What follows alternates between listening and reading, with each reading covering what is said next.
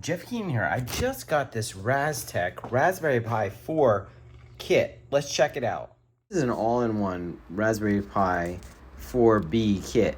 Now, during the past couple of years, there's been a supply chain problem with Raspberry Pis, so they're really hard to get, especially one in a complete kit like this with everything you need. Nicely packaged. Now, there's a 4 gig and an 8 gig version. This is the 4 gig. Open it up. Here is the micro SD memory card reader.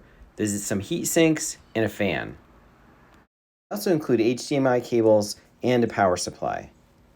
Now the power supply is pretty important with the Raspberry Pi. If you undervolt it, it can cause problems. Now this one has a nice 3 amp power supply, so you won't have to worry about that.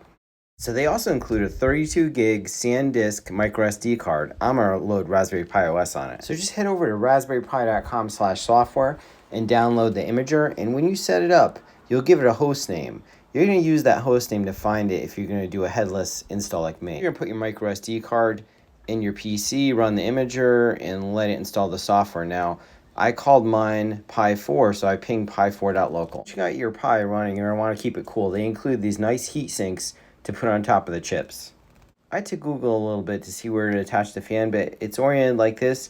It's one pin over and the red on the left. It looks like fully assembled. It's a nice little package, has everything you need. It's gonna run cool.